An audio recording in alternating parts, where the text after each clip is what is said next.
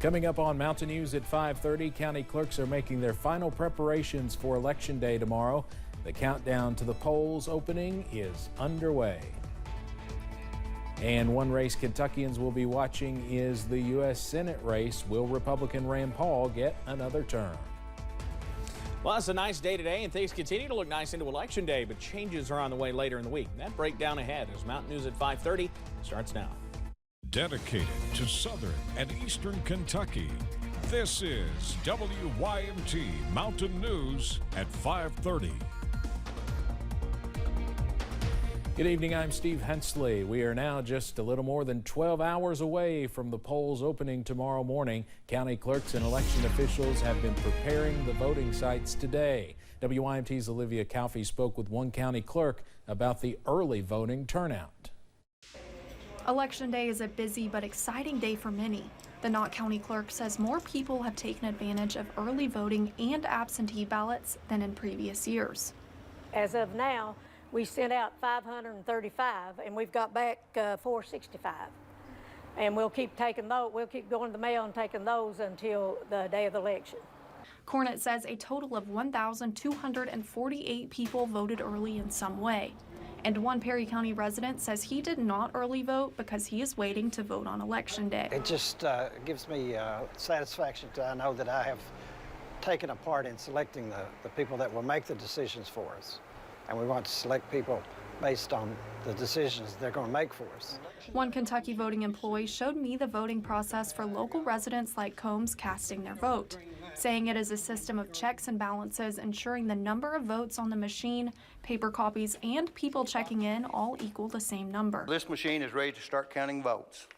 The voter will bring their copy up. The voter actually does this to themselves. They will bring their copy up and drop it in the ballot.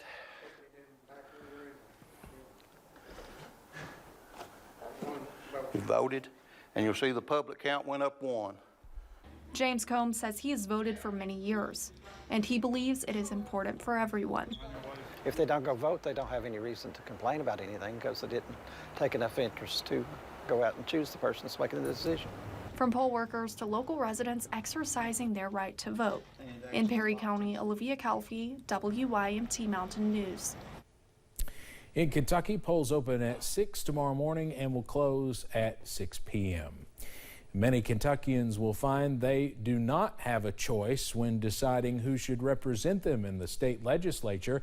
In 58 of the 100 races on the ballot across the state, there is only one name for voters to pick.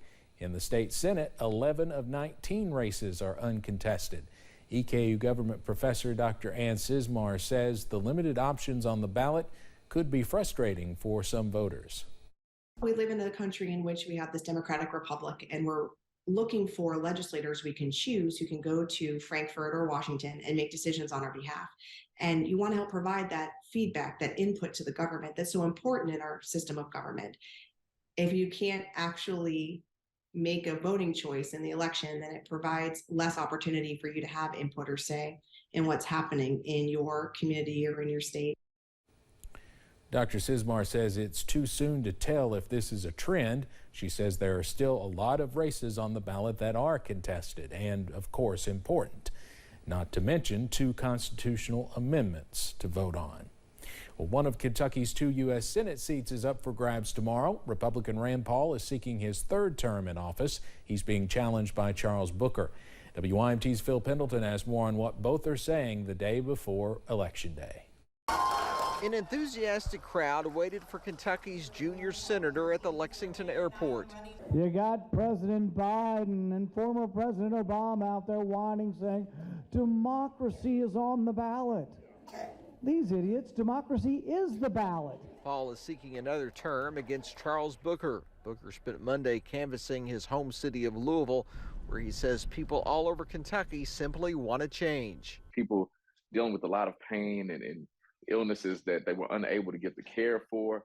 We have to come together to address the structural issues. Charles Booker says Rand Paul is mocking and disrespecting others. Rand Paul says that his focus is on those elected officials who hurt liberties during the COVID-19 pandemic. UK political science professor Dr. Stephen Voss says their research is showing that it should be an easy win for Paul.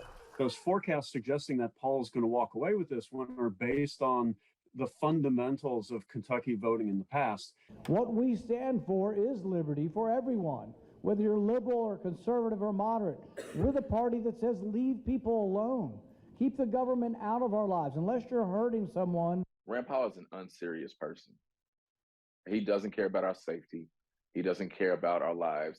He called himself a libertarian. You should have asked him, why does he want to ban all abortion? In Lexington, Phil Pendleton, WYMT Mountain News. Voss says the key is to see how well Booker does compared to more mainstream Democrats who have run statewide campaigns in the past.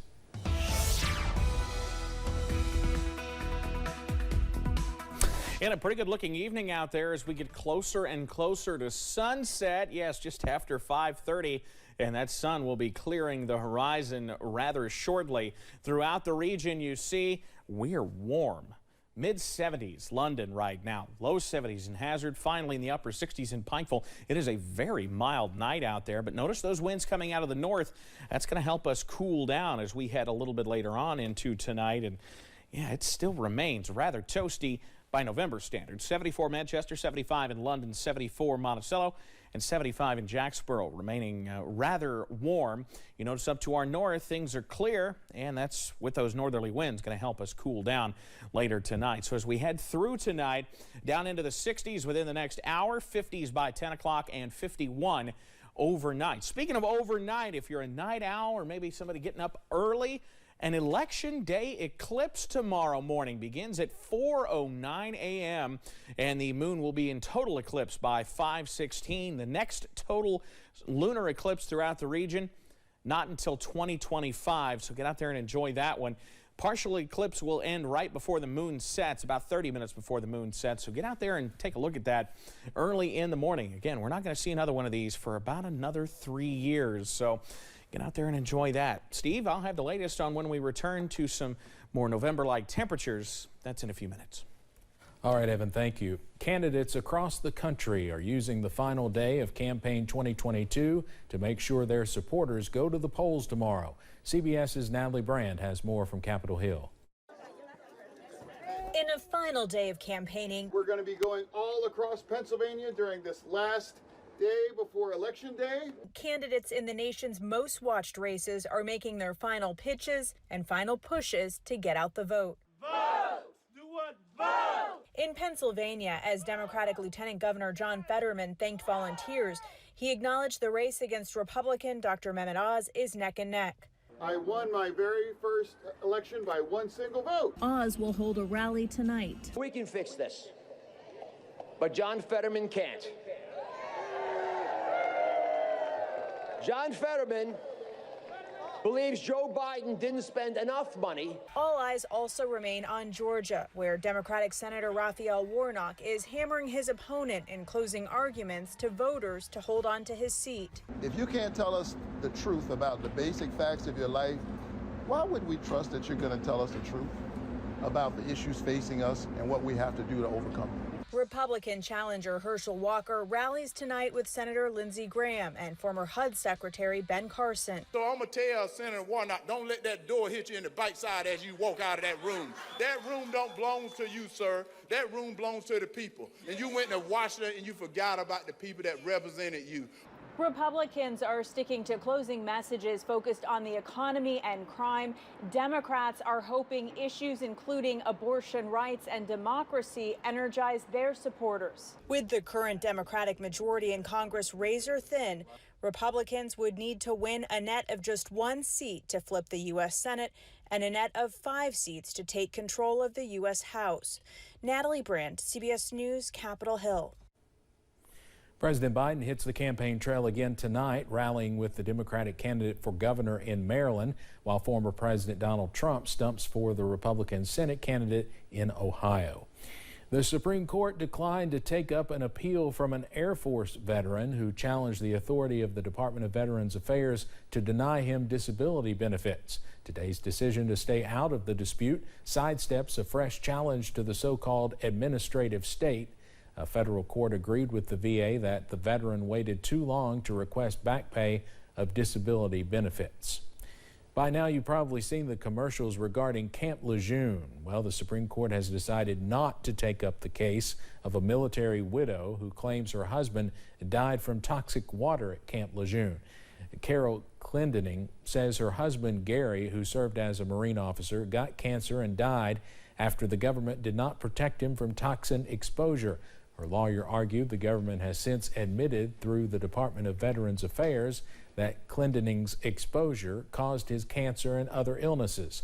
Lower court said the lawsuit was blocked by the so-called Ferris Doctrine that says members of the military cannot sue the U.S. for negligence for injuries sustained on active duty under the Federal Tort Claims Act. This year, President Biden signed legislation giving Camp Lejeune veterans or their legal representatives the right to file a lawsuit over toxic water exposure in North Carolina federal court. Coming up on Mountain News at 5:30, before you download your next app, you may want to wait before you tap that screen. A consumer expert has some advice for protecting your information. Plus, mild weather sticks around for now, but not for long. The breakdown on when some more late fall air arrives on the way.